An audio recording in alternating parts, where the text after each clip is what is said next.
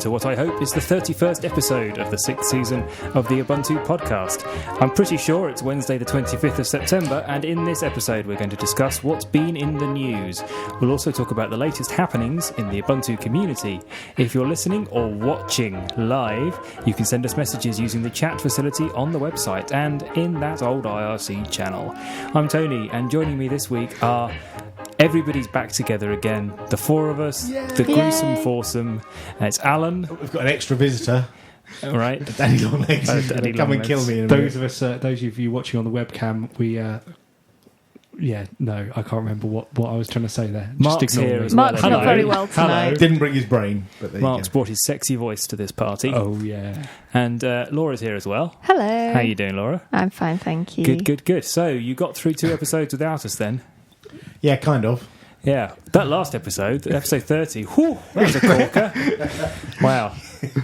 What an episode. People should really listen to that. Yeah, they should try when when it eventually is released. It's quite peaceful. Yeah, Yes. half an hour of pure bliss. Right. Well, seeing as we've been away, we should catch up with what's been going on, I guess. Yes.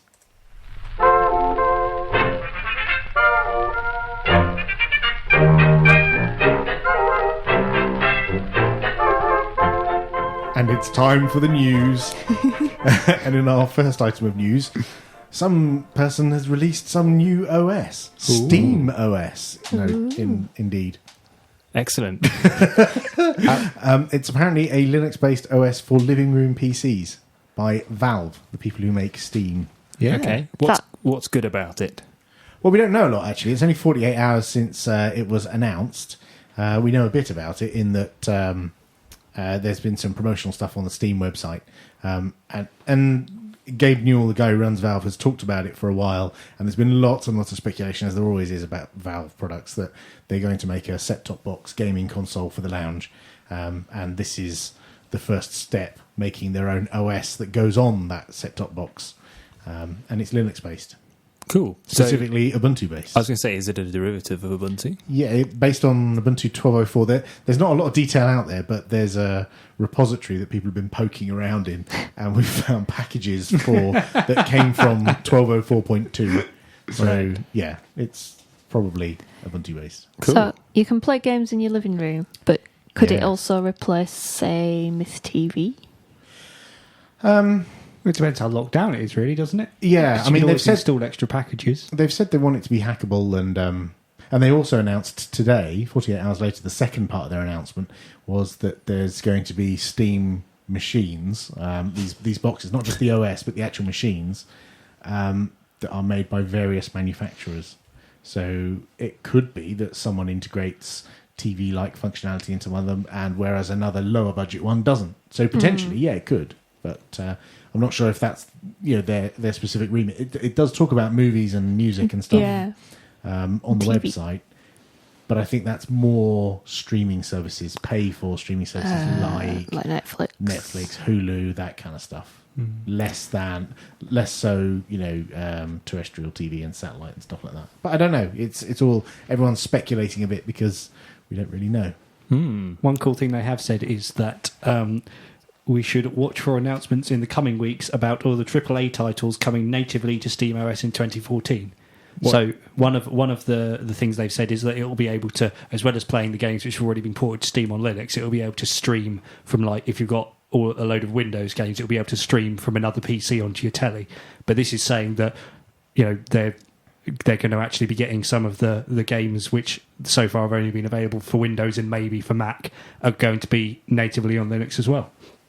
Does that mean they'll be available natively for people who aren't using their Steam OS or boxes? Well, presumably That should be. Yeah. you're running, because it's just running on Steam on a PC. Essentially, it just happens to be an interesting shape.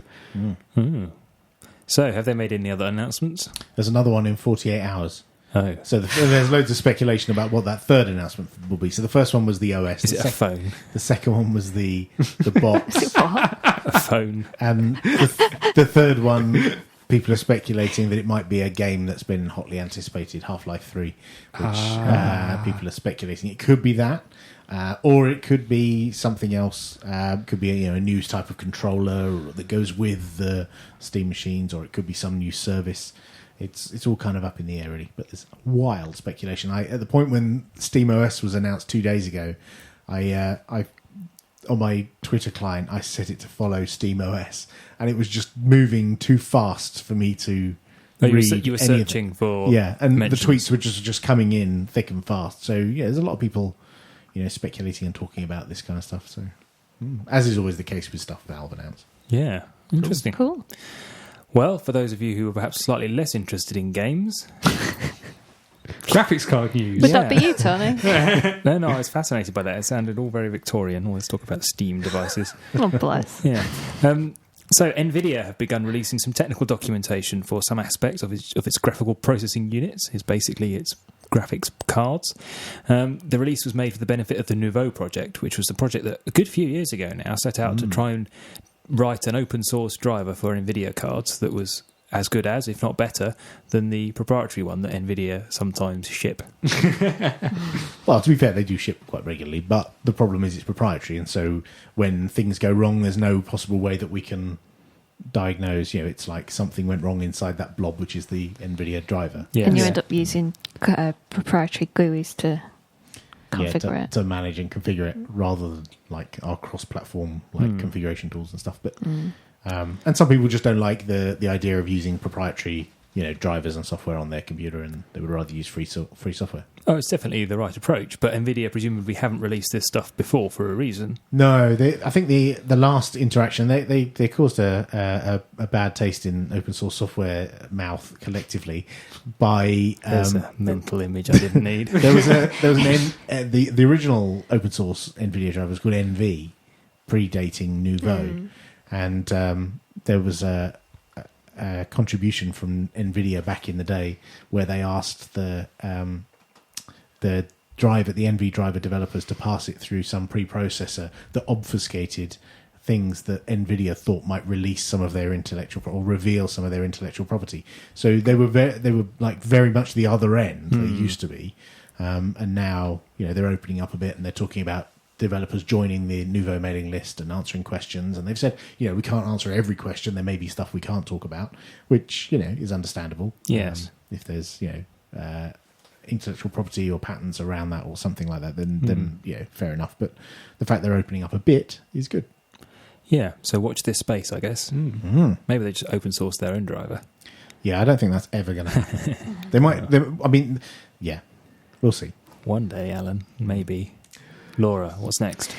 Ordnance Survey have released a Minecraft rendering of their OS open data. Which, I don't know much about Minecraft, but I was looking at the website, and the whole OS open data thing seems really cool. Yeah, it's pretty cool. They had to manipulate the map a little bit to make it fit, because it's got all the contours of the country. Yeah. And I thought this would be fun, so I downloaded the map. It's a few hundred meg, and I stuck it on our home server, so the kids are going to get a bit surprised when they go to play Minecraft. Their castle has been replaced by your house. Yes, exactly. The castle's been replaced by the United Kingdom. But it's surprising. You can spot like landmarks pretty easily, even with no buildings on it. It's got the topography of the land, and it's got major roads marked on it. So what sort of scale colours. is it on? I'm not entirely sure. It's detailed on the website. I think it's 100 kilometre blocks. Does that sound right? That sounds too big. No. I mean, about 8 blocks over the whole United Kingdom. Yeah, that's So what I was thinking.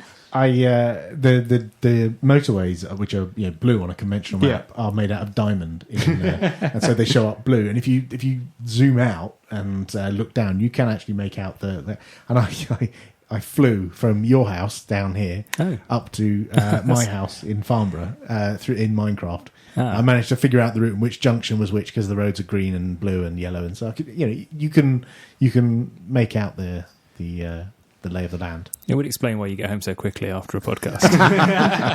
Each block represents a ground area of 50 square metres. Right.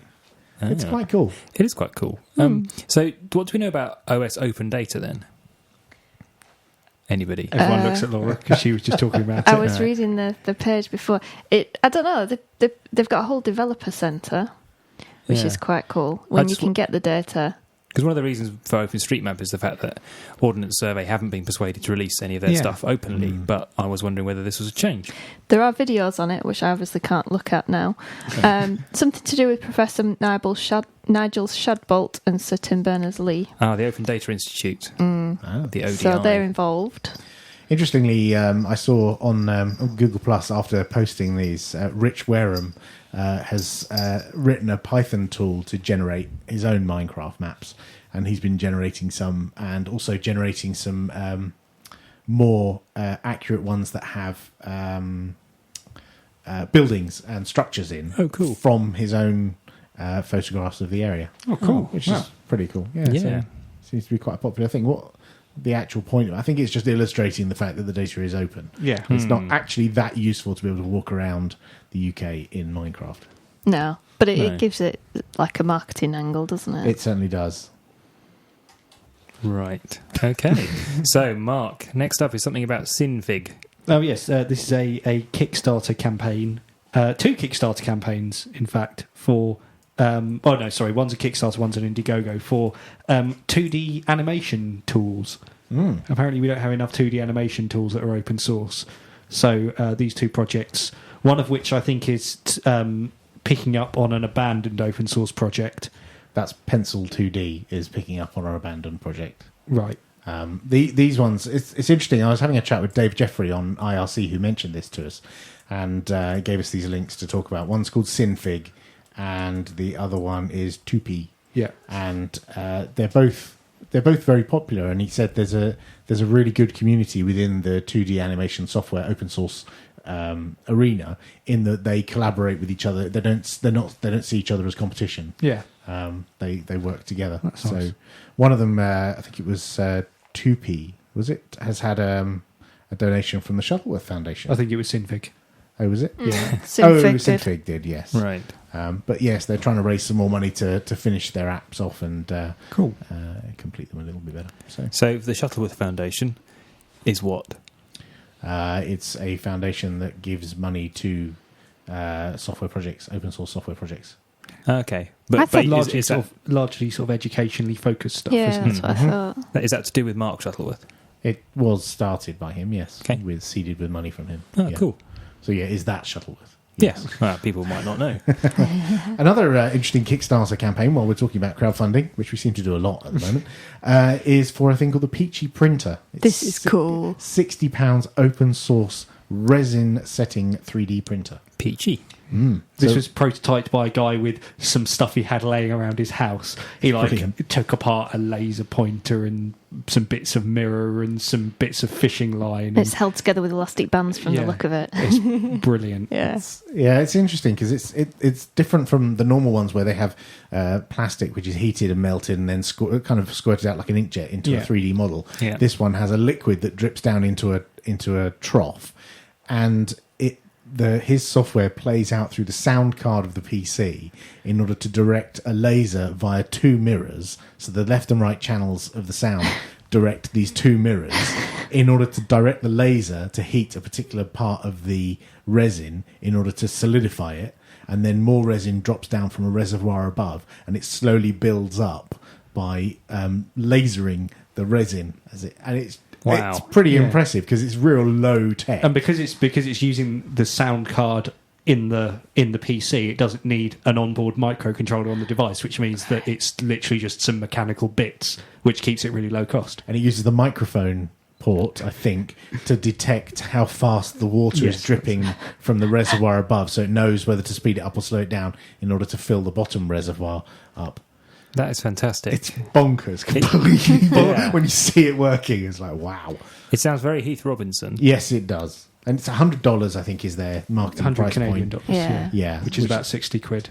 And it's getting a lot of backing and looks like it should be available mid to late next year. Wow.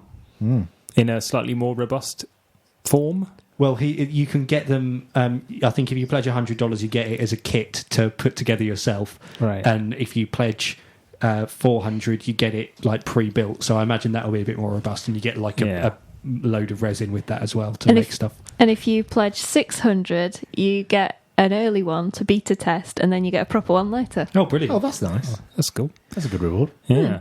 Well, Google Plus have made the big, significant mark of 1 billion accounts. Billion active. accounts. It took Facebook 7 years to reach that number, apparently, so that's pretty good going, Google. Yeah. And in the last 3 months, they've added 500 million, so basically half that. So what's happened in the last 3 months They on wrote Google a good Plus? algorithm. They made up 500 million user accounts at Google Well, headquarters. part of it is they're kind of merging all the accounts together. So if you've got Yes. Gmail, you kind of get nudged Yeah. towards Google Plus. And YouTube as well. if you've got a YouTube account, they try and get you to merge your personal account and your YouTube Yeah. account and make a G Plus account. So this isn't necessarily people Actively. using Google Plus. This is people having or accounts. actively, going out there and saying, "Do you know what? I need a new social network. I think I'll join Google Plus." Yeah. Although, having said that, my brother said pretty much exactly that recently. He said to me, "I've heard about this Google Plus. Do you know what? I'm getting sick of Facebook. I'd quite like to try Google Plus." Like nearly fell off my chair. Maybe its time has come. Yeah. Yeah. So this data is from Google, from the Google Plus sitemap, and we can only believe it. Therefore. It's basically someone downloaded the Google Plus sitemap and then sort of trawled it to work out how many profile pages there were and Right. therefore how many accounts there were. Although, to be fair, given I'm a moderator of a community, one of the biggest communities on Google Plus, which is Ubuntu, has 102,000 members Wow. in the community. That's pretty good going. I think that's bigger than Android, actually, or bigger than one of the Android communities. Anyway,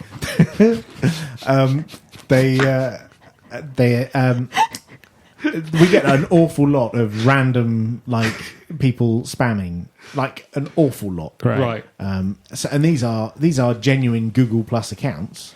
Yeah, they have Yes. real names and stuff, and they probably count towards that 1 billion. Yeah. But every morning when I go to that community, I have to go through and report and delete spam all the time. It's just so annoying.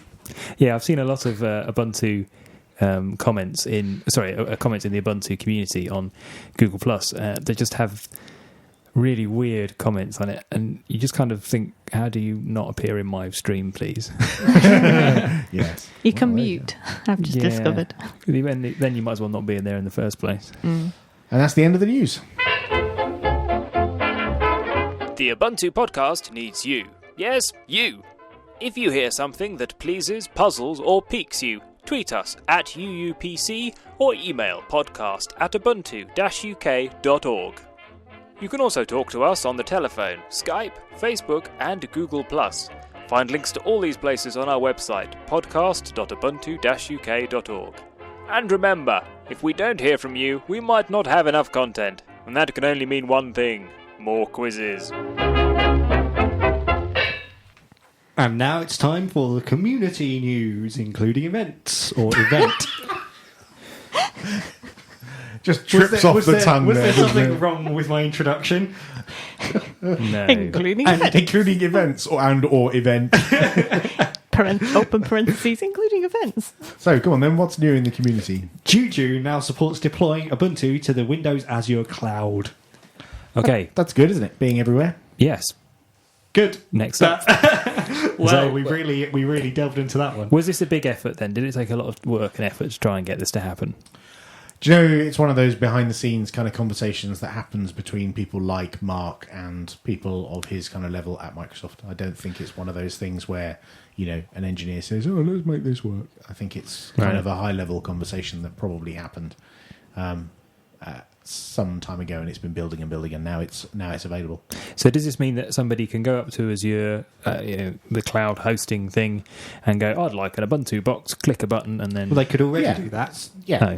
But this is now with Juju. You can say, I want to deploy my whole virtual infrastructure and I want to have it on Amazon, and I want to move it to Windows because there's a storm over Amazon's data center. Right, okay. So, for example, if you're a startup company, there's Microsoft will give heavy discounts for using Azure. So to try to incentivize startups to use their infrastructure. So you could do that, but you might find that your developers are actually Unixy style, Linuxy people rather than Windowsy people, and they might be more familiar and more happy with running stuff like your app written in Ruby on Ubuntu. Yes. Which is cool and everything.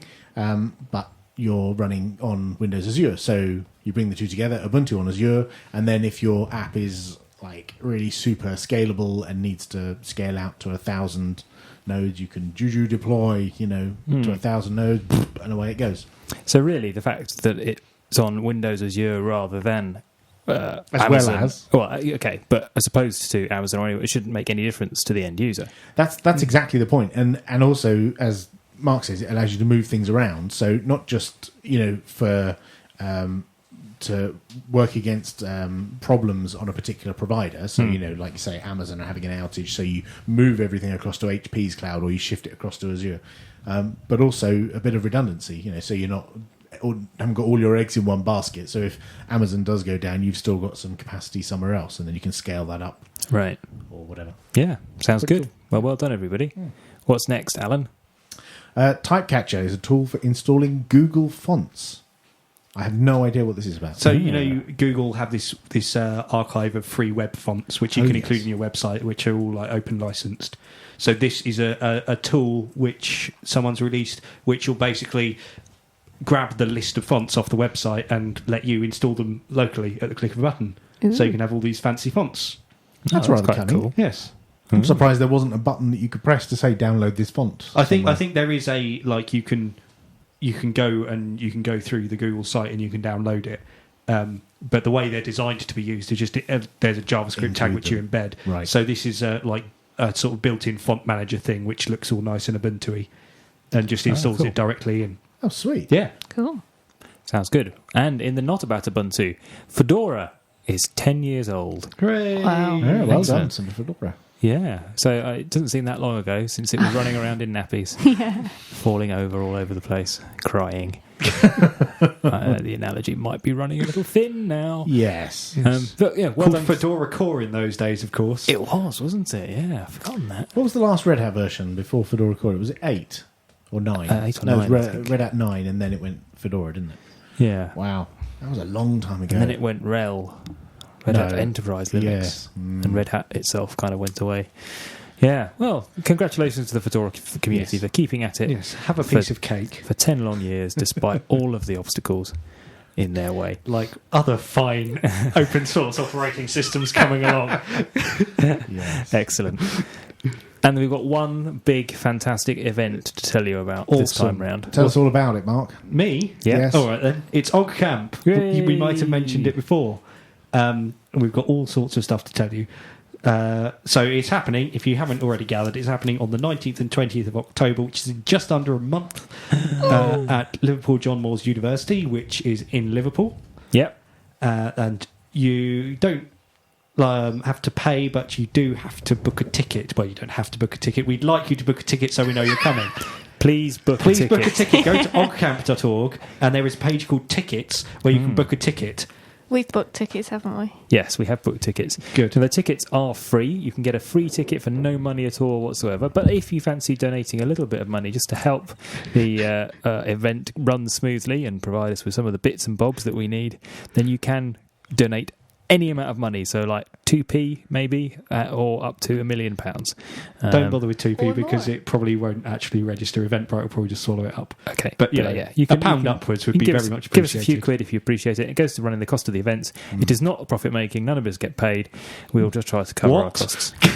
That's not what Dan told you. Yeah, I think that's important because Yeah. it takes a lot of time and a lot of effort We from do a this lot for of people. fun Yes. or something. Yeah, The fun bit is about Saturday night, I think, and that's it. yeah, and we don't make it. We all Yeah, we pay do it our 'cause own we way to want to. get there and Yeah. pay our own hotel and stuff. We don't take any of the funds to do that. Indeed. It all goes on making the event. But yes, so over 300 tickets have already been picked up by people, and there've been more even in the last few couple of weeks. So basically, get along now while you still can.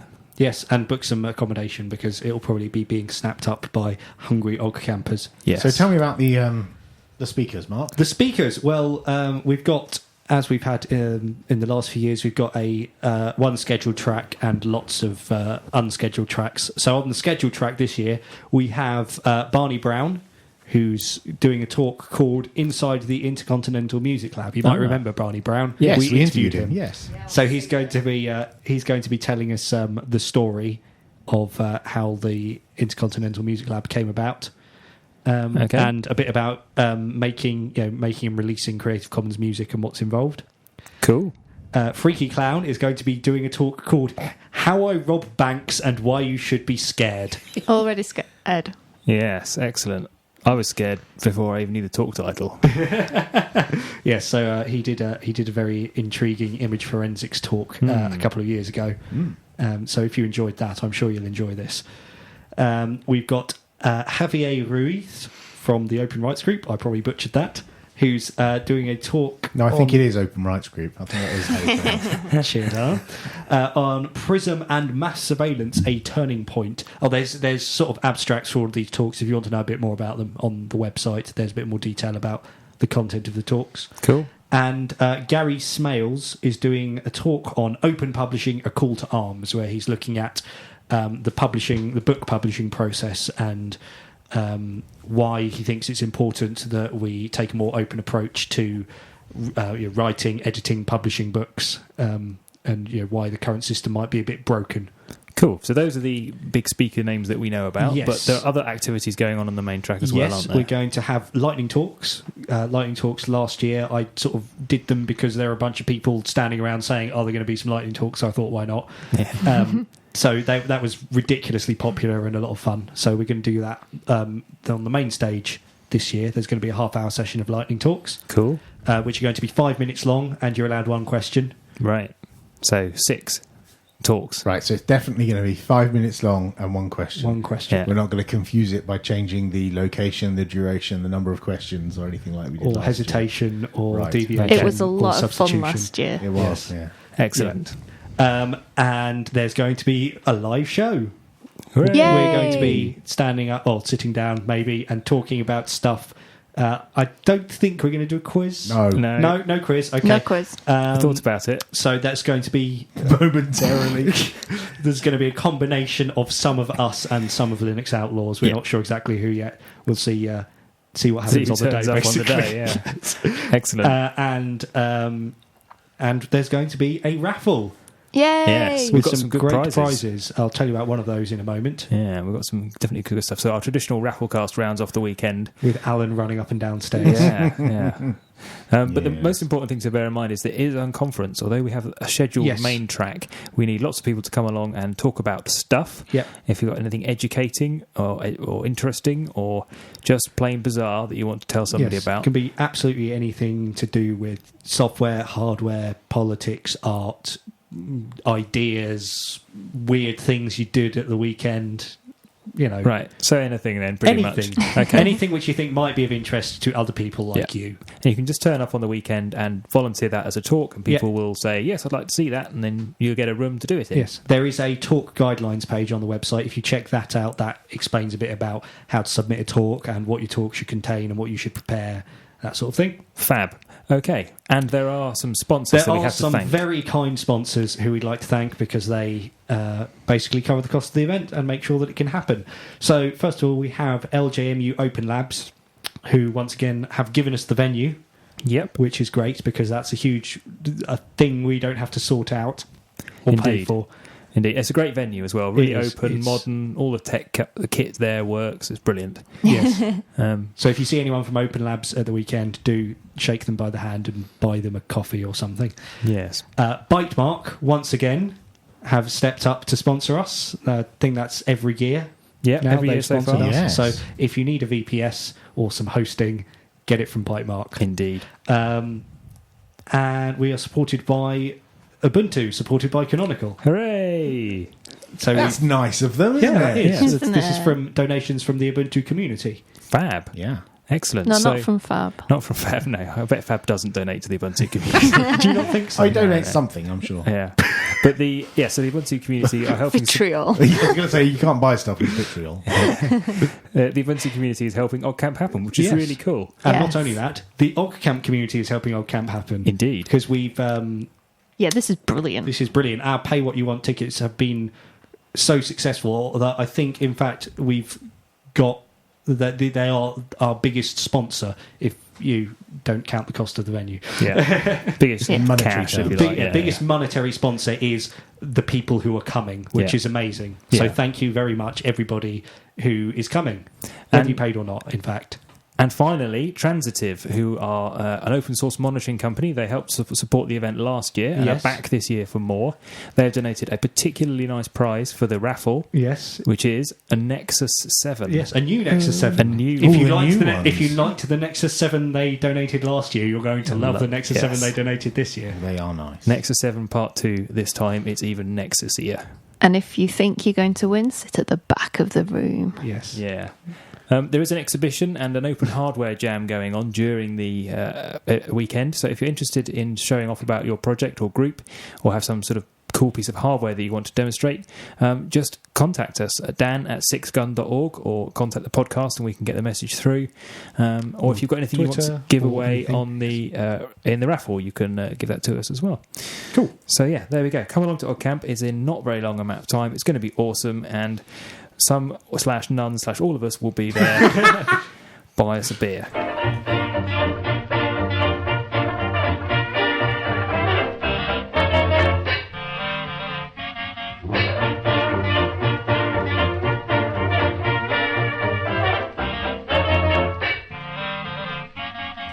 Thank you very much for listening. That's all for this episode. We will be back next time when we're going to be interviewing a very, very nice man whose name is currently being pasted into the Word document that I'm looking at, but not quite quick enough. It's just all gone wrong. I think I had insert Alan, switched on. Can you... Neklesh. Neklesh, who's an Ubuntu Touch developer working on apps. He's going to be telling us all about that and the app competition that's going on at the moment. We'll be reading your feedback out and making your life just a little bit easier with some command line love. So thank you very much indeed for listening, and it's a bit warm in here. Sorry for some of the giggles. I should explain that Mark has been scared by a very small insect for most of this podcast. It's quite Call me large, in that. fact. It's not that large. It is in fact smaller than you. Well, that kind of goes without saying. Right, well hopefully we'll get rid of it by the next episode, but no promises. Thanks for listening. Bye-bye. Cheers. Bye. Bye.